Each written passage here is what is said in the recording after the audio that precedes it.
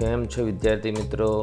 હું મનીષ સર તમારા માટે આ વિડીયોમાં ધોરણ 8 મેથ્સ ચેપ્ટર 3 ચતુષ્કોણની સમજનો પાર્ટ 2 લઈને આવ્યો છું. વિદ્યાર્થી મિત્રો, બહુકોણના બહિષ્કોણ અને અંતઃકોણ કોને કહેવાય તે તમને હું સમજાવું છું. તો પહેલાં અંતઃકોણ કોને કહેવાય તે સમજી લો. હવે અંતઃકોણ એટલે કોઈ પણ બહુકોણ હોય એના અંદરના ખૂણા. તો અત્યારે આ ડાબી બાજુ ષષ્ઠકોણ છે, તો એનો 1 2 3 4 5 અને 6 અંદરના ખૂણા એ બહુકોણના અંતઃકોણ કહેવાય. તો બાજુમાં સપ્તકોણ છે, તો સપ્તકોણમાં 7 અંતઃકોણ હોય. અંતઃકોણ એટલે અંદરના ખૂણા અને બહિષ્કોણ એટલે બહારના ખૂણા, પણ છતાં એ પછી સમજાવું. પેલા અંતઃકોણ સમજી લો. તો અંતઃકોણ કોને કહેવાય, ક્યાં હોય એ જોઈ લીધું. હવે બીજું કે અંતઃકોણ બહુકોણ ઉપર આધાર રાખે. ત્રિકોણ હોય તો 3 અંતઃકોણ, ચતુષ્કોણ હોય તો 4 અંતઃકોણ હોય, પંચકોણ હોય તો 5 હોય, ષષ્ઠકોણ હોય તો 6 હોય. તો એના માપ વિશે શું કહી શકાય? તો તમે શું ભણી ગયા આના આગળના વિડીયોમાં કે કોઈ પણ બહુકોણ હોય એના અંદરના બધા જ ખૂણાના માપનો સરવાળો 180 ગુણ્યા n-2 સૂત્રની મદદથી મેળવી શકાય. એટલે કે n-2 ગુણ્યા 180 લખો કે 180 ગુણ્યા n-2. તો આપણે આ ષષ્ઠકોણ છે. ષષ્ઠકોણમાં n બરાબર 6 હોય એટલે 6 બાજુ હોય. તો 6 ઓછા 2 એટલે 4 બરાબર. અને 180 ગુણ્યા 4 કરો એટલે 18 ચોખ્ખું 72 એટલે 720 અંશ. એટલે આ ષષ્ઠકોણના અંદરના બધા જ ખૂણાના માપનો સરવાળો 720 અંશ હોય. હવે જો આ અંતઃકોણ જે છે, આ બહુકોણ જે છે એ નિયમિત હોય તો એના બધા જ અંદરના ખૂણાના માપ સરખા હોય. બધા જ અંદરના ખૂણાના માપ સરખા હોય. પણ જો એ અનિયમિત હોય તો સરખા ના હોય. અત્યારે એને નિયમિત માની લો કે આ ષષ્ઠકોણ નિયમિત છે, 6 ખૂણા છે અને 6નો સરવાળો 720 અંશ છે. તો એને 6 વડે ભાગો તો 12 × 72 એટલે 120 અંશ. તો અંદરના બધા જ ખૂણા 120 અંશના માપના 120 6 વખત. પણ જો નિયમિત બહુકોણ હોય તો, નિયમિત ષષ્ઠકોણ હોય તો, અનિયમિત હોય તો બધાના જ સરખા ના હોય, જુદા જુદા હોય. બરાબર. તો અંતઃકોણ કોને કહેવાય? અંતઃકોણના માપનો સરવાળો કરી રીતે મેળવી શકાય. દરેક અંતઃકોણનું માપ સરખું ક્યારે હોય અને જુદું ક્યારે હોય, તો તે તમને સમજ પડી ગઈ હશે. હવે અંતઃકોણ સમજ્યા પછી હવે તમારે બહિષ્કોણ સમજવાનું છે. તો બહિષ્કોણ સમજવા માટે આની આ જ આકૃતિમાં હું ષષ્ઠકોણમાં પહેલાં સમજાવું. તો આ ષષ્ઠકોણની એક બાજુ છે, નામ એને આપી દો રેખાખંડ AB. એમાં બિંદુ B આગળથી એ રેખાખંડને લંબાવવું, કિરણ કરીને લંબાવ્યું, કિરણ AB. તો જે બહારની બાજુ જે ખૂણો બન્યો, હવે હું અલગ કલર યુઝ કરું છું. તો જે બહારની બાજુ જે ખૂણો બન્યો એ બિંદુ B આગળનો એક બહિષ્કોણ બન્યો. તો બિંદુ B આગળ બીજો બહિષ્કોણ પણ બને. દરેક શિરોબિંદુ આગળ 2 બહિષ્કોણ બને. તો બીજો કયો બને તે જોઈ લો. તો આ જે બાજુ છે એને આપણે આ રીતે લંબાવીશું બિંદુ B આગળ. તો આ બીજો બહિષ્કોણ બન્યો. તો જે બી બહુકોણની બાજુ હોય એને લંબાવો તો એ કિરણ સ્વરૂપે લંબાઈને એ કિરણ બહુકોણની બાજુ સાથે જે ખૂણો બનાવે એને બહિષ્કોણ કહેવાય. આ બહિષ્કોણ નથી. અત્યારે હાલ મેં બતાવ્યું ને એ બહિષ્કોણ નથી. બરાબર. તો દરેક શિરોબિંદુ આગળ 2 બહિષ્કોણ બને. તો આ ષષ્ઠકોણ છે, 6 શિરોબિંદુ હોય એટલે 6 દુ 12 બહિષ્કોણ બને.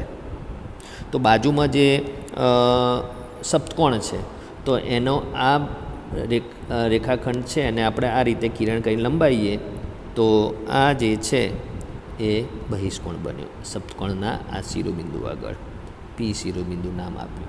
તો P શિરોબિંદુ આગળનો એક બહિષ્કોણ બન્યો. બરાબર. બીજો બહિષ્કોણ તમને બતાવી દઉં એ જ શિરોબિંદુ આગળ. તો આ રેખાખંડને આમ લંબાવો કિરણ સ્વરૂપે, તો આ બીજો બહિષ્કોણ બન્યો. આ બીજો બહિષ્કોણ બન્યો. તો જે બહુકોણની બાજુ હોય એને લંબાવવાથી જે કિરણ બને એ કિરણ બહુકોણની બાજુ સાથે જે ખૂણો બનાવે એને બહિષ્કોણ કહેવાય. બહિષ્કોણ એટલે બહારનો ખૂણો ખરો, પણ બહુકોણની બહાર આવેલા બધા ખૂણાને બહિષ્કોણ ના કહેવાય, આ ખૂણાને બહિષ્કોણ ના કહેવાય. તો તમારે બહિષ્કોણ કોને કહેવાય એ તમને ખબર પડી ગઈ. આ સપ્તકોણ છે જમણી બાજુની આકૃતિ, તો 7 શિરોબિંદુ એટલે ટોટલ 7 દુ 14 બહિષ્કોણ બને. તો અંતઃકોણ કોને કહેવાય એ સમજાવી દીધું, બહિષ્કોણ કોને કહેવાય એ સમજાવી દીધું. હવે એના માપ વિશેની વાત કરીએ, બહિષ્કોણના માપ વિશે. તો જોઈ લો, અહીંયા પેલા ષષ્ટકોણમાં જુઓ તો અંદરનો ખૂણો 120 મેં કીધો હતો. કેમ કીધો હતો? જો નિયમિત ષષ્ટકોણ હોય તો કુલ સરવાળો અંદરના બધા જ ખૂણાનો સરવાળો 720 થાય. તો જે 720 છે એને તમે 6 વડે ભાગવાથી આ 120 મળ્યું હતું. પણ નિયમિત હોય તો. અનિયમિત હોય તો અંદરના ખૂણાનું માપ હોય ખરું, પણ એ દરેકનું સરખું ના હોય. હવે આ અંદરનો ખૂણો 120 અને આ જે બહિષ્કોણ છે બંને વચ્ચે રેખિક જોડ બને છે. આના આગળના વિડીયોમાં તમે સમજી ગયા છો. તો રેખિક જોડ વચ્ચે 180નો સરવાળાનો સંબંધ હોય એટલે પૂરક હોય. તો એ 120 છે, તો આ બાજુ બહારનો ખૂણો બહિષ્કોણ એ 60 અંશનો હોય, કેમ કે 180માંથી 120 બાદ કરે એટલે 60 અંશ. તો આ બહિષ્કોણનું માપ 60 અંશ મળ્યું. હવે આ બહિષ્કોણનું માપ 60 અંશ મળ્યું, તો આ બહિષ્કોણનું માપ પણ 60 અંશ જ મળે. કેમ મળે? બે કારણ. એક તો આ ખૂણો અને આ ખૂણો એ અભિકોણની જોડ બને છે. તમે 7મા ધોરણમાં ભણી ગયા કે બે રેખાઓ છેદે તો સામસામેના ખૂણા એ અભિકોણની જોડ બનાવે. તો આ નિયમથી પણ તમે કહી શકો. અને બીજી રીતે વાત કરીએ તો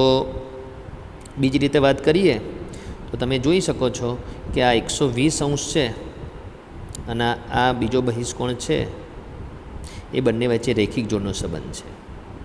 હમણાં સમજાવ્યું, આ બંને માટે સમજાવ્યું તે રીતે. આ બંને માટે સમજાયું કે રેખિક જોડ, તો એ રીતે આ 120 અને આ 60 એ પણ રેખિક જોડ, એટલે 60 રીતે પણ મળે. એટલે દરેક શિરોબિંદુ આગળ જે પણ બહિષ્કોણ બને, બે બહિષ્કોણ બને, બંનેના માપ હંમેશા સરખા જ હોય. બરાબર? તો બહિષ્કોણ કોને કહેવાય તે સમજ્યા. પછી બહિષ્કોણનું માપ અંદરના ખૂણા સાથે તમે રેખિક જોડના સંબંધથી બી શોધી શકો. હવે તમારે એ સમજવાનું છે કે જેમ અંદરના બધા જ ખૂણાના માપનો સરવાળો તમે કેવી રીતે મેળવ્યો? તો n - 2 × 180ની રીતે. તો એ રીતે બહિષ્કોણના બધા જ ખૂણાના માપનો સરવાળો માટે કોઈ નિયમ છે? તો એ નિયમ છે એ જોઈ લેજો. એ નિયમ શું છે? કે કોઈ પણ બહુકોણ હોય, ત્રિકોણ હોય, ચતુષ્કોણ હોય, પંચકોણ હોય કે કોઈ પણ આગળનો કોઈ પણ બહુકોણ હોય, એના 6 બહિષ્કોણ બનતા હોય કે 12 બનતા હોય કે 10 બનતા હોય, જે બહુકોણ હોય, સમજો ત્રિકોણ હોય તો 3 શિરોબિંદુ છે એટલે એના 6 બહિષ્કોણ હોય. ચતુષ્કોણના 4 શિરોબિંદુ એટલે 8 બહિષ્કોણ હોય. એના બધા જ બહિષ્કોણના માપનો સરવાળો 360 અંશ જ મળે. 360થી ઓછો નહીં, 360થી વધારે નહીં. તો કોઈ પણ બહુકોણ હોય, એના જેટલા બી બહિષ્કોણ બનતા હોય, એ બધા જ બહિષ્કોણના માપનો સરવાળો 360 અંશ થાય. હવે હમણાં મેં શું કીધું કે સમજો કે આ ષષ્ટકોણ છે તો એના 12 બહિષ્કોણ છે, તો 12 બહિષ્કોણના માપનો સરવાળો 360 નહીં, 6 શિરોબિંદુ આગળના એક બહિષ્કોણ લેવાના. તો આ શિરોબિંદુ આગળનો આ એક બહિષ્કોણ લો, આ બીજા શિરોબિંદુ આગળનો આ બહિષ્કોણ લો, ત્રીજા શિરોબિંદુ આગળનો આ બહિષ્કોણ લો, ચોથા શિરોબિંદુ આગળનો આ બહિષ્કોણ લો, પાંચમા શિરોબિંદુ આગળનો આ બહિષ્કોણ લો અને છઠ્ઠા શિરોબિંદુ આગળનો આ બહિષ્કોણ લો. એટલે દરેક શિરોબિંદુ આગળ 2 બહિષ્કોણ બને, પણ આપણે બંને નહીં લેવાના, એક લેવાનો. અને બધાના માપનો સરવાળો કરો તો 360 અંશ જ થાય. પછી આ ષષ્ટકોણ હોય કે સપ્તકોણ હોય, તો સપ્તકોણમાં અહીંયા એક બહિષ્કોણ બનશે, 2 બને પણ આપણે એક લીધો, અહીંનો એક લીધો. દરેક બાજુને લંબાઈને તમે બહિષ્કોણ બનાવી શકો. તો જે બાજુને લંબાવો છો એ બાજુ સાથે એ બહુકોણની બાજુ જે ખૂણો બનાવે તે લેવાનો. તો આ બાજુને લંબાઈ, તો આ બહિષ્કોણ લીધો. તો 7 બહિષ્કોણ થાય. આ 1, પછી આ 2, પછી આ 3, આ 4, આ 5, આ 6 અને 7. તો આ 7 બહિષ્કોણના માપનો સરવાળો પણ 360 અંશ જ થાય. એટલે શું તમે સમજ્યા કે ત્રિકોણ હોય, ચતુષ્કોણ હોય, પંચકોણ હોય કે ગમે તે બહુકોણ હોય, એના બધા જ અંદરના ખૂણાઓના માપનો સરવાળો તેના બધા જ બહિષ્કોણના માપનો સરવાળો 360 જ હોય. તો તમે અંતઃકોણ કોને કહેવાય, બહિષ્કોણ કોને કહેવાય, બહિષ્કોણ ક્યાં હોય, અંતઃકોણ ક્યાં હોય, કેટલા હોય અને તેના માપનો સરવાળો કયા નિયમથી શોધી શકાય, એ બધું મેં તમને સમજાવ્યું. વિદ્યાર્થી મિત્રો, બહુકોણના બહિષ્કોણ અને અંતઃકોણ પર આધારિત દાખલામાં પહેલું ઉદાહરણ જે ચોપડીમાં આપેલું છે તે જુઓ. તો તેમાં તમે જોઈ શકો છો કે અહીંયા જે આકૃતિ આપી છે તેના ઉપર સૌથી પહેલાં ધ્યાન આપો. તો આ આકૃતિ શેની છે? તો આ આકૃતિ ચતુષ્કોણની છે, 4 બાજુ છે, બરાબર. આ એક બાજુ, બીજી, ત્રીજી, ચોથી, 4 બાજુ છે, બરાબર. તો આ બાજુ પહેલી નંબર તો મતલબ નહીં, આ બાજુને લંબાવવાથી આ બહિષ્કોણ બન્યો, આ બાજુને આ લંબાવવાથી આ બીજો બહિષ્કોણ બન્યો, આ બાજુને લંબાવવાથી આ ત્રીજો બહિષ્કોણ મળ્યો અને આ બાજુને લંબાવવાથી આ ચોથો બહિષ્કોણ બન્યો. એટલે ચતુષ્કોણ છે એટલે 8 બહિષ્કોણ બને. પણ આપણે કોઈ પણ બહુકોણ હોય એના બધા જ બહિષ્કોણના માપનો સરવાળો 360 થાય એ નિયમનો ઉપયોગ કરવાનો છે. અહીં મેં તમને સમજાવ્યું કે દરેક બહુકોણના બધા જ બહિષ્કોણના માપનો સરવાળો 360 થાય છે, બરાબર. એ નિયમ ઉપરથી આપણે એક્સનું મૂલ્ય શોધવાનું છે. તો આપણે આ એક્સનું મૂલ્ય શોધવા માટે આ નિયમનો ઉપયોગ કરીશું. એટલે દાખલો તમે જુઓ બાજુમાં કે અંદરનો જે ખૂણો નથી આપ્યો તે એક્સ અને બાકીના 3 આપેલા છે તે, એટલે ટોટલ 4 બહિષ્કોણના માપનો સરવાળો 360. કેમ? તો શું કારણ? તો એનું કારણ મેં તમને નીચે બતાવ્યું એ કે આ નોંધમાં લખ્યું છે એ કારણ છે કે દરેક બહુકોણના બધા જ બહિષ્કોણના માપનો સરવાળો 360 થાય તે એક નિયમ થઈ ગયો. હા, પણ એટલું યાદ રાખવાનું કે દરેક શિરોબિંદુ આગળનો એક જ બહિષ્કોણ લેવાનો અને એમ થઈને ચતુષ્કોણ હોય તો 4 બહિષ્કોણના માપનો સરવાળો 360 થાય. જો પંચકોણ હોય તો 5 બહિષ્કોણના માપનો સરવાળો 360 થાય. તો એને આધારે તમે જુઓ તો એક્સ વત્તા 90 વત્તા 50 વત્તા 110 એટલે થશે 250 બરાબર 360 સમીકરણ બન્યું. 250ને જમણી બાજુ લઈ જાઓ, 360 ઓછા 250 એટલે 110. એક્સ બરાબર 110 મળ્યું એટલે એક્સનું મૂલ્ય મળી ગયું. તો નિયમ ખબર હોય તો તરત જ તમે એક્સનું મૂલ્ય શોધી શકો. તો એક્સનું મૂલ્ય જે આ એક રીતે શોધ્યું અને બીજી રીતે શોધવું હોય તો તે રીત બહુ લાંબી થઈ જશે, છતાં હું ફટાફટ બતાવી દઉં છું, બરાબર.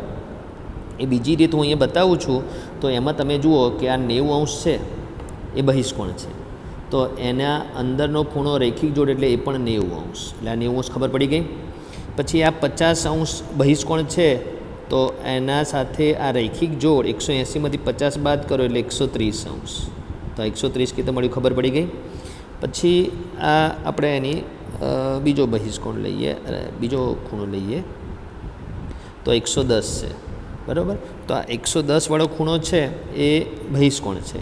તો અંદરનો ખૂણો 70°, એક પૂરકના સંબંધ ઉપર આધારિત રૈખિક જોડ, બરાબર. અને પછી તમે આ એક્સનું મૂલ્ય શોધવું છે પણ એક્સ તો બહાર છે. હવે આપણે 3 ખૂણા અંદરને શોધી કાઢ્યા, 90, 130 અને 70. કેટલો થયો સરવાળો? તો 90 અને 130ની વાત કરીએ પહેલાં તો 220. 220 વત્તા 70 એટલે કેટલા થાય? 290. તો 290 જે સરવાળો થયો એ 3 ખૂણાના માપનો સરવાળો થયો અંદરના. ચતુષ્કોણના 4 ખૂણાનો સરવાળો 360 થાય. તો 360માંથી 290 બાદ કરો એટલો આ અંદરનો ખૂણો મળે. આપણે મેળવવાનો છે એક્સ, પણ આપણે અંદરનો મેળવીને બહારનો રૈખિક જોડ ઉપરથી મેળવીશું. તો 70° મળે. અંદરનો ખૂણો 70°નો મળ્યો આ ખૂણો. હવે આ બંને રૈખિક જોડ હોય, આ બંને રૈખિક જોડ તો 180 ક્યારે થાય? 110 હોય તો આ રીતે આ એક્સનું મૂલ્ય 110 મેળવ્યું, પણ એ બહુ લાંબી રીત થાય, બરાબર. તો આ 110 આપણને આ નિયમથી શોધ્યું. આ નીચે લખ્યું છે કે દરેક બહુકોણના બધા જ બહિષ્કોણના માપનો સરવાળો 360° થાય. તો આ દાખલો તમે સમજી ગયા હશો. વિદ્યાર્થી મિત્રો, હવે તમે આ ભાગમાં એ સમજશો કે કોઈ પણ બહુકોણ હોય એનો બહિષ્કોણ આપી દીધો હોય તો એ બહિષ્કોણના માપ ઉપરથી બાજુઓની સંખ્યા શોધી શકો. તો બહિષ્કોણનું માપ આપ્યું હોય, જે બીજું લખ્યું છે, 2 નોંધ કરીને લખ્યું છે, જે બીજા નંબરની નોંધ છે એમાં શું લખ્યું છે કે 360 ભાગ્યા બહિષ્કોણનું માપ, તો બાજુની સંખ્યા મળે, પણ બધા બહુકોણ માટે નહીં, નિયમિત બહુકોણ માટે. જો નિયમિત બહુકોણ હોય અને એનો એક બહિષ્કોણ આપેલો હોય, નિયમિત બહુકોણના જેટલા બી બહિષ્કોણ એ બધાના માપ સરખા હોય, કેમ કે અંતઃકોણના માપ સરખા હોય એટલે બહિષ્કોણના માપ પણ સરખા હોય. એટલે ગમે તે એક બહિષ્કોણ આપેલો હોય એના વડે તમે 360ને ભાગો એટલે બાજુઓની સંખ્યા મળી જાય. હવે એના ઉપરની નોંધ જુઓ કે તમને કોઈ નિયમિત બહુકોણ આપેલો હોય n બાજુવાળો, એટલે બાજુની સંખ્યા કહી દીધી, ધારો કે 4 બાજુવાળો નિયમિત બહુકોણ છે અને એના બહિષ્કોણનું માપ શોધો. તો 360 હોય એ 360ને નિયમિત બહુકોણની બાજુની સંખ્યા 4 વડે ભાગો એટલે કેટલા મળશે? 90°. તો નિયમિત બહુકોણ 4 બાજુવાળો એટલે ચોરસ ચતુષ્કોણમાં, તો તેના બહિષ્કોણનું માપ 90° મળે. એટલે બાજુની સંખ્યા આપી દીધી હોય તો બહિષ્કોણનું માપ મળે, બાજુની સંખ્યા આપી દીધી હોય તો બહિષ્કોણનું માપ મળે, અને બહિષ્કોણનું માપ આપ્યું હોય તો બાજુઓની સંખ્યા મળે, બાજુની સંખ્યા મળે. પણ બંને સૂત્રો જે બી લખેલા છે એના માટેની શરત એ છે કે નિયમિત બહુકોણ હોવો જોઈએ. અનિયમિત બહુકોણ માટે આ સૂત્રનો ઉપયોગ કરી શકાય નહીં. તો તમે આ જે સમજ્યા એના ઉપર આધારિત આપણે દાખલો સમજીશું. વિદ્યાર્થી મિત્રો, હમણાં તમને જે મેં સમજાવ્યું એને પહેલાં સમજી લઈએ ફરીથી અને પછી દાખલો લઈએ. તો અહીંયા આ જે ચોપડીનું જ પેજ છે એમાં શું લખ્યું છે કે એક નિયમિત ષષ્ટકોણ લો. ષષ્ટકોણ એટલે ખબર પડી કે 6 શિરોબિંદુ, 6 બાજુ, 6 ખૂણા. તો તેના બહિષ્કોણ એક્સ, વાય, ઝેડ, પી, ક્યુ અને આર ના માપનો સરવાળો કેટલો છે? તો તમે કહો કે કોઈ પણ બહિષ્કોણ હોય એના જેટલા પણ શિરોબિંદુ હોય ત્યાં બધા આગળ બબ્બે બહિષ્કોણ બને, પણ એક લીધેલું છે. આ આકૃતિ તમે જોઈ લો, બરાબર? તો આ આકૃતિમાં તમે જોઈ શકો છો કે આ શિરોબિંદુ આગળ એક્સ, વાય, ઝેડ, પી, ક્યુ અને આર 6 શિરોબિંદુ 12 બહિષ્કોણ બને, પણ દરેક શિરોબિંદુ આગળ એક બહિષ્કોણ લીધો એટલે આ 6 બહિષ્કોણના માપનો સરવાળો કેટલો હોય? તો તમને આગળ સમજાવ્યું છે એ પ્રમાણે તમે કહી શકો કે 360°. એ તો સમજી ગયા, બરાબર? પછી બીજો પ્રશ્ન જુઓ કે એક્સ બરાબર વાય બરાબર ઝેડ બરાબર પી બરાબર ક્યુ બરાબર આર છે, અને છે તો કેમ? તો આકૃતિ જુઓ. તો આકૃતિ જોતાં પહેલાં અહીંયા રકમ શું લખેલી છે કે નિયમિત ષષ્ટકોણ લો. તો નિયમિત ષષ્ટકોણ કોને કહેવાય? તમને ખબર છે કે નિયમિત ષષ્ટકોણ એને કહેવાય કે એની 6 બાજુના માપ સરખા હોય. તો તે અહીંયા નિશાની કરીને બતાડેલું છે કે જો આ નિશાની જે કરેલી છે એ બતાડે છે કે એ કાપા સરખા ટાઈપના છે એટલે બાજુઓ સરખી છે. તો તમે નિયમિત ષષ્ટકોણમાં બધા અંદરના ખૂણા સરખા હોય તો બધા બહિષ્કોણ પણ સરખા હોય, તો એ પણ છે. અને એનું કારણ હમણાં બોલી ગયો કે નિયમિત બહુકોણના બધા જ અંદરના ખૂણાના માપ પણ સરખા હોય અને બધા જ બહિષ્કોણના માપ પણ સરખા હોય. તો એ થઈ ગયો એનો જવાબ. હવે એના પછી ત્રીજો પ્રશ્ન જુઓ. ત્રીજો પ્રશ્ન શું કહે છે કે નીચેના પ્રત્યેકનું માપ કેટલું હશે? પેલી આકૃતિ ઉપર આધારિત, બરાબર? તો દરેક બહિષ્કોણનું માપ કેટલું હશે? દરેક બહિષ્કોણનું માપ, પ્રત્યેક એટલે દરેક. તો તે શોધવા માટે આકૃતિ ઉપર જતા રહે, દરેક બહિષ્કોણનું માપ શોધવાનું છે, બરાબર? તો આપણે આ બહિષ્કોણનું માપ કેટલું હશે? એક્સનું શોધી કાઢીએ એટલે દરેકનું એટલું જ હોય. તો એક્સનું કેટલું હશે તે 2 રીતે શોધી શકાય. તો કઈ 2 રીતે શોધી શકાય બહિષ્કોણનું માપનું? આપણે હમણાં સૂત્ર કીધું, બરાબર? એ સૂત્ર ફરીથી બતાવી દો કે પ્રત્યેક બહિષ્કોણનું માપ બરાબર 360/n. કેમ આ સૂત્ર લીધું? કેમ કે બહિષ્કોણનું માપ શોધવાનું છે. n એટલે બાજુની સંખ્યા ષષ્ટકોણ એટલે 6 ખબર છે, અને બહુકોણ નિયમિત પણ છે પાછું. અનિયમિત હોય તો આ સૂત્ર લેવાય જ નહીં. તો નિયમિત ષષ્ટકોણ છે એટલે આપણે આ બહિષ્કોણનું માપ શોધવા માટે 360/6 કરીશું. તો મોઢે થઈ શકે, બરાબર? 360/6 કરીએ એટલે 60° મળે. તો આ બહિષ્કોણ 60°નું મળી ગયો એક્સ. તો એક્સ 60° તો વાય, ઝેડ, પી, ક્યુ અને આર બધા 60/60/60ના. તમે સમજી ગયા હશો, બરાબર? નિયમિત બહુકોણ માટે જ ઉપર 2 નોંધ લખાઈ હતી.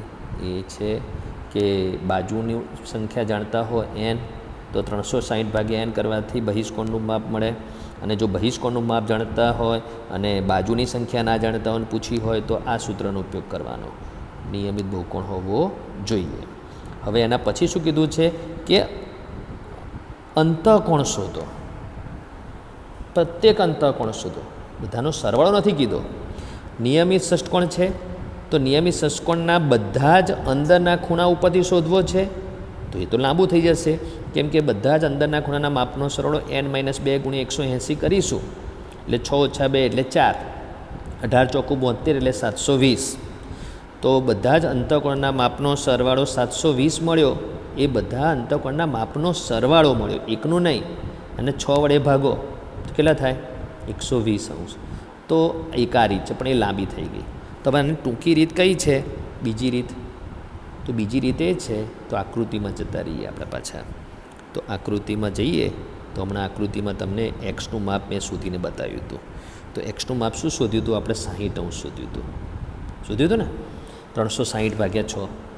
તો આ એક્સ અને એ વચ્ચે રૈખિક જોડ બને. એક્સ અને એ વચ્ચે રૈખિક જોડ બને. તો રૈખિક જોડના ખૂણામાં 180માંથી 60 બાદ કરો તો કેટલો મળશે? 120°. તો એ રીતે પણ આ ખૂણો 120° મળ્યો. એ બેમાંથી તમે ગમે તે રીત કરી શકો, હમણાં બતાડી એમાંથી. તો આ રીતે તમે દરેક અંતઃકોણનું માપ 120. આ 120 એવું નહીં, એ નહીં, અંદરની બાજુના દરેક એ 120°, કેમ કે નિયમિત બહુકોણ છે, નિયમિત ષષ્ઠકોણ છે. એટલે દરેક અંદરના ખૂણાના માપ પણ સરખા હોય અને દરેક બહિષ્કોણના માપ પણ સરખા હોય. તો આપણે અંતઃકોણ પણ શોધી કાઢ્યો. હવે નીચે જે કીધું છે પ્રવૃત્તિ છે, તમારે જાતે કરવી પડશે. તો શું છે પ્રવૃત્તિ? એ પહેલાં હું તમને સમજાવી દઉં કે આ પ્રવૃત્તિ નીચે આપેલ સ્થિતિ માટે ફરીથી કરો. તો તમારે નોટની અંદર નિયમિત અષ્ટકોણ દોરવાનો, પણ તમારે માપીને ના દોરવું, પણ એક રફ આકૃતિ દોરી દો, નિયમિત અષ્ટકોણ. અને જે આ 3 પ્રશ્નોના જવાબ શોધ્યા એ જ રીતે તમારે નિયમિત અષ્ટકોણ માટે એવા જ પ્રશ્નોના જવાબ શોધવાના. પણ એટલું યાદ રાખવાનું કે આ ષષ્ઠકોણ હતો એટલે 6 બહિષ્કોણ હતા, તમારા અષ્ટકોણમાં 8 થશે, એટલે તમારે સંજ્ઞા થોડી બીજી 2 વધારે લેવી પડશે, બરાબર. અને એ પ્રમાણે તમારે બહિષ્કોણ અને અંતઃકોણનું માપ પણ શોધવાનું આવશે. અને પછી તમને જે કીધું છે એ શું કીધું? નિયમિત વિષકોણ લો. તમને ખબર છે કે ત્રિકોણથી બહુકોણ શરૂ થાય. ત્રિકોણ, ચતુષ્કોણ, પંચકોણ, ષષ્ઠકોણથી કરતાં કરતાં આગળ જતાં 10 કોણ, 11 કોણ, આમ કરતાં કરતાં કરતાં 18 કોણ, 19 કોણ, 20 કોણ, 100 કોણ બી બને. એટલે મતલબ એ જેટલી સંખ્યા લખી છે એટલા શિરોબિંદુ, એટલી બાજુ, એટલા ખૂણા. હવે આની આકૃતિ દોરવાની જરૂર નથી, પણ નિયમિત વિષકોણને ધ્યાનમાં રાખીને તમારે 20 બહિષ્કોણ ધારવાના. તો એ બી સ્મોલ લેટરમાં ABCD કરીને તમે 20 લેટર લઈ લો, અને લેટર ઓછા પડતા હોય તો A1, A2, A3 પણ એ બી સ્મોલ લેટરમાં, બરાબર. A1, A2, A3 કરીને બી એ 20 સુધીના તમે બહિષ્કોણ ધારી શકો. અને તમે એના માપ શોધી પણ શકો. બહિષ્કોણનું માપ 360° ભાગ્યા 20 કહી દીધું મેં, પણ એ તમારે જાતે શોધવાનું હતું. તો મેં 20 માટેનું કહી દીધું. તમારે બીજો કોઈ નંબરવાળો બહુકોણ લઈને પણ તમે જાતે કરી શકો. આ પ્રવૃત્તિ તમને ખબર પડી ગઈ હશે, બરાબર. તો આ આકૃતિ 3.10 ઉપર આધારિત આ બ્લુ કલરના ભાગમાં જે હતું એ મેં તમને સમજાવી દીધું. હવે નીચે ઉદાહરણ નંબર 20 ઉદાહરણ નંબર 2 છે. તો ઉદાહરણ નંબર 2 જે છે એની રકમ પહેલાં સમજી લઈએ. શું છે કે એક નિયમિત બહુકોણના પ્રત્યેક બહિષ્કોણનું માપ 45° આપી દીધું છે. તો કઈ કઈ વસ્તુ આપેલી છે કે એક તો નિયમિત બહુકોણ છે તે આપ્યું છે, અને એના પ્રત્યેક બહિષ્કોણનું માપ આપ્યું છે. એટલે દરેકે દરેક બહિષ્કોણ 45° છે. નિયમિત હોય એટલે બહિષ્કોણના માપ તો સરખા જ હોય. તો તેની બાજુઓની સંખ્યા શોધો. બાજુઓની સંખ્યા તો આપણે આપણા ઉપર 2 નોંધ જે મેં લખેલી છે કે બાજુની સંખ્યા શોધવી હોય તો આ સૂત્રનો ઉપયોગ કરવાનો. આ સૂત્રનો ઉપયોગ કરી બાજુની સંખ્યા શોધવાની. તો એ દાખલો આપણે અહીંયા ગણેલો જ છે. એ અમે સમજી લઈએ કે બહિષ્કોણની સંખ્યા ખોટું લખ્યું છે. બહિષ્કોણની બાજુની સંખ્યા, બરાબર. બહિષ્કોણની બાજુઓની સંખ્યા, બાજુની સંખ્યા બરાબર 360° ભાગ્યા 45. કેમ 45? બહિષ્કોણનું માપ 45 આપેલું છે એ 45 વડે ભાગવાનું, તો 360 ભાગ્યા 45 કરો એટલે 8 મળે. એટલે દરેક આ બહિષ્કોણની બધી બાજુઓ ટોટલ 8, એટલે બહિષ્કોણને 8 બાજુ હશે. તો ઉદાહરણ 2 સમજી ગયા. ચોપડીની અંદર આ એક થોડીક શું કહેવાય પ્રિન્ટિંગ મિસ્ટેક છે, બહિષ્કોણની સંખ્યા નહીં, બહિષ્કોણની બાજુની સંખ્યા. તમે આ જે બી સમજ્યા એ શેને આધારે સમજ્યા? આ ઉપર રેડ કલરથી જે 2 વસ્તુ લખેલી છે એને આધારે. તો એને જ આધારે આ એક બ્લુ કલરના ભાગમાં બતાડેલું છે ને ઉદાહરણ નંબર 2 છે. તો તમે આ ભાગ સમજી ગયા હશો. બરાબર વિદ્યાર્થી મિત્રો, હવે આ જે ભાગ છે એના ઉપર હેડિંગ તો એનું છે બહુકોણના બહિષ્કોણના અંતઃકોણ, પણ બહુકોણના બહિષ્કોણના અંતઃકોણ ઉપર આધારિત આ નવો નિયમ શું છે, નવી શું વસ્તુ યાદ રાખવાની છે તે જુઓ. તો અહીંયા શું લખ્યું છે કે કોઈપણ નિયમિત બહુકોણ હોય એના અંતઃકોણનું ઓછામાં ઓછું માપ 60° હોય, એનાથી ઓછું ના હોય.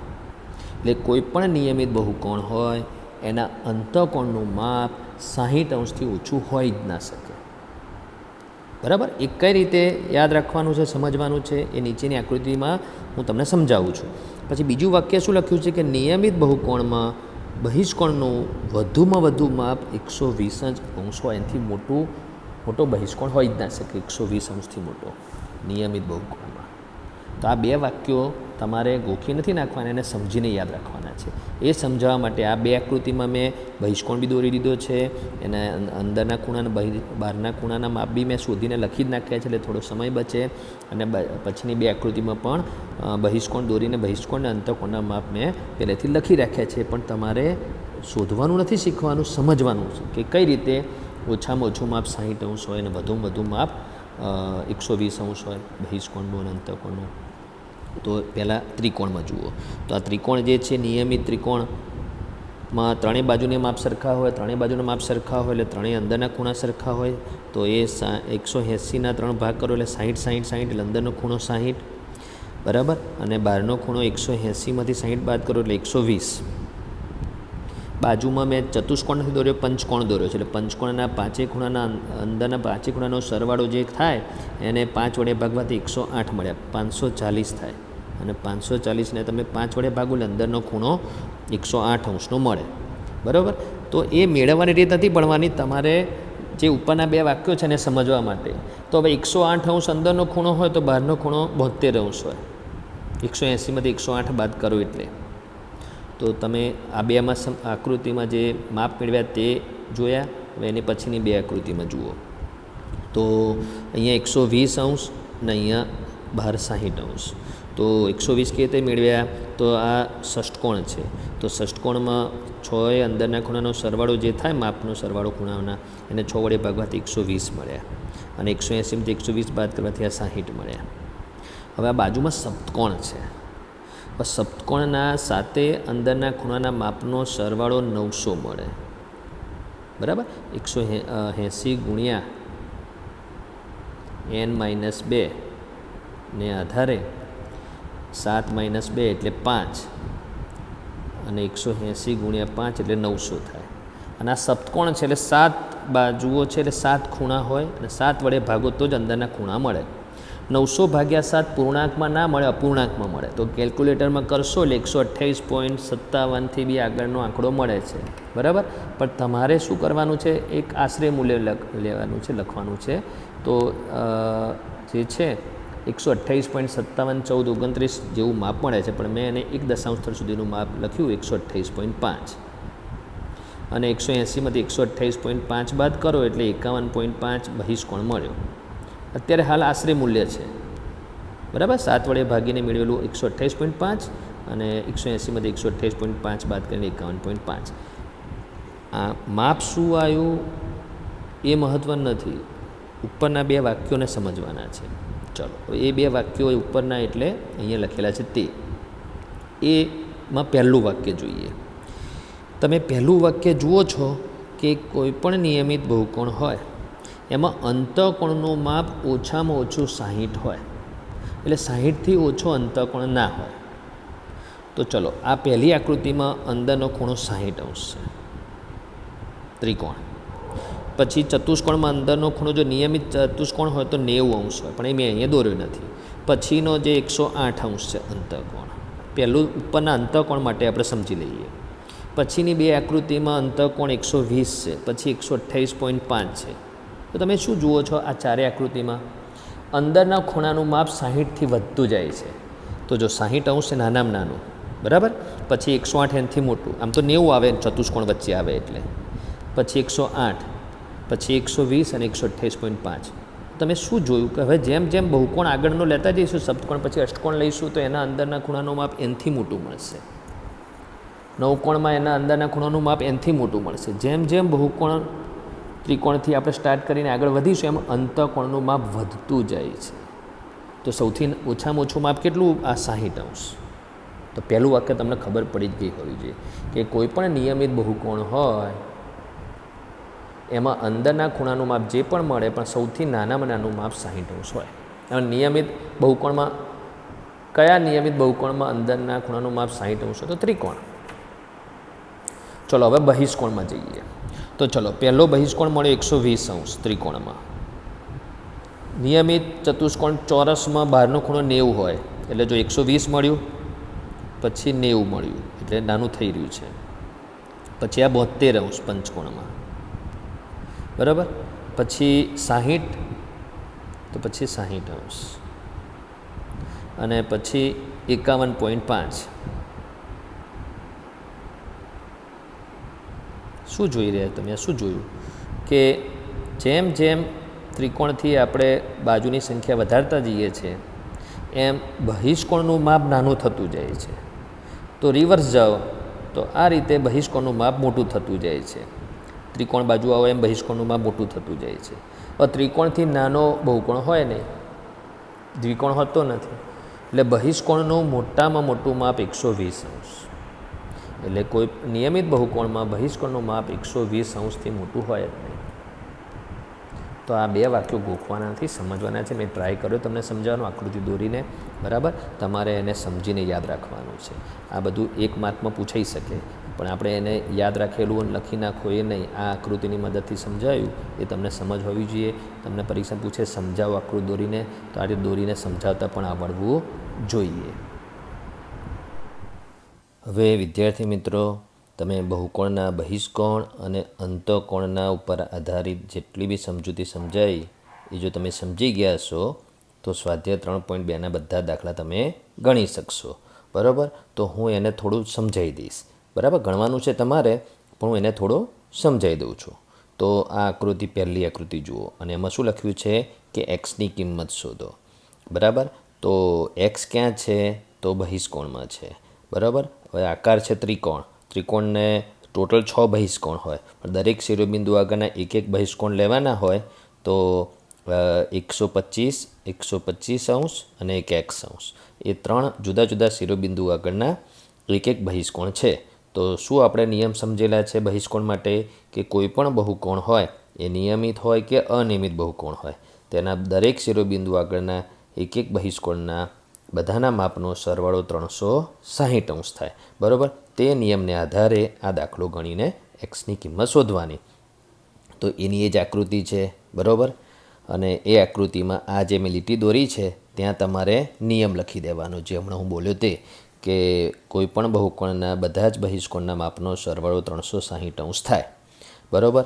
તો એ 3 બહિષ્કોણ x અંશ વત્તા 125 અંશ વત્તા 125 અંશ બરાબર 360 અંશ, બરાબર. તો એ સમીકરણમાં આગળ સાદુરૂપ આપીએ તો શું થશે?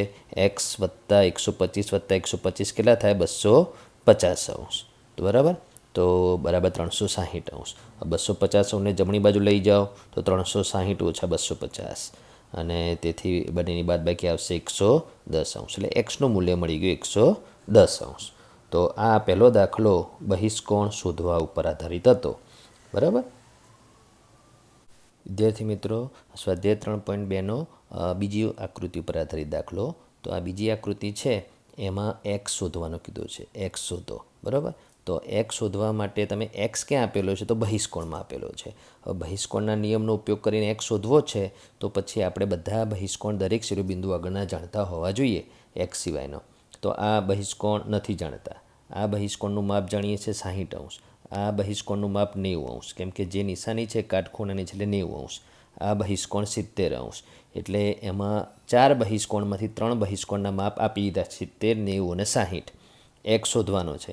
હવે આ એક બહિષ્કોણ જે અહીંયા છે એ નથી જાણતા, તો એને આપણે એ ધારીશું. એ શોધવો પડશે, નથી માગ્યો પણ એ શોધવો પડશે, ત્યારે જ એક્સનું મૂલ્ય મળશે. તો હવે આ જે છે 90° ખૂણો અને આ એ બંને રૈખિક જોડ છે, તો એ સૌથી પહેલાં તમારે શોધવાનો. તો અહીંયા તમારે નિયમ લખવાનું કે રૈખિક જોડના ખૂણાઓ પૂરક હોય, તેથી તેમના માપનો સરવાળો 180° થાય. એટલે પછી આ સમીકરણ બનશે એ વત્તા 90 = 180, અને 90ને જમણી બાજુ લઈ જાઓ, 180 ઓછા 90 કરો એટલે એ 90 મળી ગયો. તો એનું મૂલ્ય 90 મળી ગયું. હવે આપણે એક્સનું મૂલ્ય શોધવા માટે અહીંયા નિયમ લખવાનો. તો કયો નિયમ લખીશું બહિષ્કોણ માટે? કે કોઈપણ બહુકોણના દરેક શિરોબિંદુ આગળના એક એક બહિષ્કોણના માપનો સરવાળો 360° થાય. એટલે એને દરેક શિરોબિંદુ આગળના એક એક બહિષ્કોણ ના લખવું તો એવી રીતે લખવાનું કે કોઈપણ બહુકોણના બધા જ બહિષ્કોણના માપનો સરવાળો 360° થાય. બરાબર? એટલે એ નિયમ લખી અને તમારે એના ઉપર આધારિત સમીકરણ લખવાનું કે x અંશ વત્તા a અંશ. હાલ શું છે કે એનું મૂલ્ય 90 પછી લખીશું. 60 વત્તા આ જે 90 છે એ આપણે આ પહેલેથી આપ્યું તો તે વત્તા 70 = 360. હવે એનું મૂલ્ય 90 આપણે જે ઉપર મેળવ્યું હતું તે લખ્યું. આ મેળવેલું મૂલ્ય 90 અને આ રકમમાં આપી દીધેલું, અને આ બધાનો સરવાળો 310° થાય. સમીકરણ બની ગયા. અને સમીકરણમાં 310ને જમણી બાજુ લઈ જઈશું એટલે માઇનસ થશે. 360 માંથી 310 થાય બાદબાકી તો 50°. તો આ રીતે એક્સનું મૂલ્ય શોધ્યું. તો પહેલી અને બીજી આકૃતિમાં બહિષ્કોણ ઉપર આધારિત નિયમ હતો. વિદ્યાર્થી મિત્રો, હવે સ્વાધ્યાય 3.2માં જે બીજો દાખલો છે એમાં લખ્યું છે રકમમાં કે નીચે પ્રમાણેની બાજુઓ ધરાવતા નિયમિત બહુકોણમાં બહિષ્કોણનું માપ શોધો. બરાબર?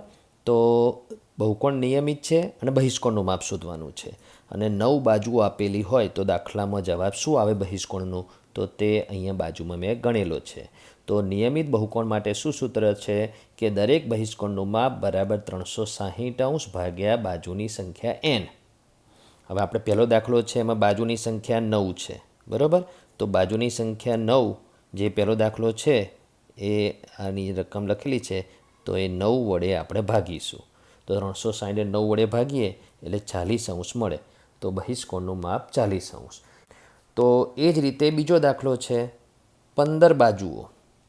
તો 15 બાજુ હોય તો નિયમિત બહુકોણ હોય 15 બાજુવાળો નિયમિત 15 કોણ, તો એના બહિષ્કોણનું માપ કેટલું? તો સૂત્ર તો આનું આ જ છે, પણ તમારે એ વખતે 15 વડે ભાગવું પડે. આ 9ના બદલે 15 વડે ભાગવું એટલે 40 જવાબ ના આવે. બરાબર? તો આપણે 15 વડે ભાગીશું. તો 15 દુ 30, 15 તરી 45 વધી એટલે 15 દુ 30. બરાબર? 6 વધ્યા અને 15 ચોખ્ખું 60. તો આ 24° જે મળ્યું એ શું મળ્યું? દરેક બહિષ્કોણનું માપ. કેમ કે નિયમિત બહુકોણના બધા જ બહિષ્કોણનું માપ સરખું હોય, એટલે નિયમિત આ 15 બાજુવાળો નિયમિત 15 કોણના દરેક બહિષ્કોણનું માપ 24° હોય. એટલે બાજુની સંખ્યા આપેલી હોય નિયમિત બહુકોણમાં તો બહિષ્કોણનું માપ આ રીતે શોધી શકાય. હવે વિદ્યાર્થી મિત્રો, આપણે અહીંયા શું શોધ્યું કે બાજુઓની સંખ્યા આપી તે અને આપણે બહિષ્કોણનું માપ શોધ્યું નિયમિત બહુકોણમાં. હવે એનાથી ઊંધું બહિષ્કોણનું માપ આપી દીધું હોય, ધારો કે 24°. તો 24° બહિષ્કોણનું માપ હોય તેવા નિયમિત બહુકોણને કેટલી બાજુઓ હોય? એટલે બાજુની સંખ્યા શોધવી હોય નિયમિત બહુકોણમાં બહિષ્કોણના માપ ઉપરથી, તો તે શોધવા માટેની રીત આપણે જોઈ લો. તો આપણે નિયમિત બહુકોણ માટે બાજુની સંખ્યા n બરાબર 360 ભાગ્યા બહિષ્કોણનું માપ. તો બંને સૂત્રમાં શું ફરક છે આપણે આમાં આગળ જોયું એમાં કે અહીંયા n હતું તો બહિષ્કોણનું માપ મળતું હતું, અને બહિષ્કોણના માપ વડે ભાગો તો n એટલે બાજુની સંખ્યા મળે. આપણે આ દાખલામાં બહિષ્કોણ 24° આપેલો છે. 360°ને 24 વડે ભાગીએ 24° વડે તો 15 મળે. બરાબર? તો હમણાં આગળ આપણે જે દાખલો ગણ્યો તો એમાં શું હતું કે 15 બાજુવાળા નિયમિત બહુકોણના બહિષ્કોણનું માપ 24° મળ્યું હતું, અને અહીંયા 24° બહિષ્કોણ છે તો બાજુની સંખ્યા કેટલી મળે? 15 મળે. તો તે આપણે આ 15 શોધી. સમજી ગયા વિદ્યાર્થી મિત્રો? હવે આ જે ચોથો દાખલો જુઓ, એમાં 165° જે છે એ અંતઃકોણનું માપ આપ્યું છે અને નિયમિત બહુકોણ છે. અંતઃકોણનું માપ આપ્યું છે, નિયમિત બહુકોણ છે, ને એની કેટલી બાજુઓ હોય એટલે બાજુની સંખ્યા પૂછી છે. હવે અંતઃકોણના માપ ઉપરથી બાજુની સંખ્યા નિયમિત બહુકોણમાં ના મળે. બહિષ્કોણનું માપ જાણતા હોવા જોઈએ. હવે અંતઃકોણનું માપ આપેલું છે તો એના પરથી બહિષ્કોણનું માપ મળે તો કઈ રીતે મળે? તો એ શોધતા પહેલાં તમે આ એક આકૃતિ જુઓ. એમાં આ અંદરનો ખૂણો એટલે અંતઃકોણ કહેવાય અને આ બહિષ્કોણ કહેવાય. તો અંતઃકોણ અને બહિષ્કોણ વચ્ચે રૈખિક જોડનો સંબંધ હોય એટલે આમના માપનો સરવાળો 180° હોય. આ આકૃતિમાં પણ જુઓ તો આ અંદરનો ખૂણો અને આ બહારનો ખૂણો એટલે બહિષ્કોણ. તો અંતઃકોણ અને બહિષ્કોણ વચ્ચે હંમેશા રૈખિક જોડનો સંબંધ હોય એટલે એમના માપનો સરવાળો 180° હોય. તો એને આધારે પહેલાં અંતઃકોણના માપ ઉપરથી બહિષ્કોણનું માપ શોધવું પડે. તો બહિષ્કોણનું માપ બરાબર 180 ઓછા અંતઃકોણનું માપ. તો 180માંથી અંતઃકોણ 165 આપેલો છે એ 165° આપણે બાદ કરીશું એટલે આપણને 180 ઓછા 165 બરાબર 15° મળ્યો. તો શું 15° મળ્યું? બહિષ્કોણ. તો હવે આપણે જે સૂત્ર હમણાં લીધું હતું કે બહિષ્કોણનું માપ આપણને જાણતા હોઈએ 360ને બહિષ્કોણના માપ વડે ભાગીશું તો બાજુની સંખ્યા મળશે. તો 360ને 15 વડે ભાગવાથી શું આવે ભાગાકાર? 24.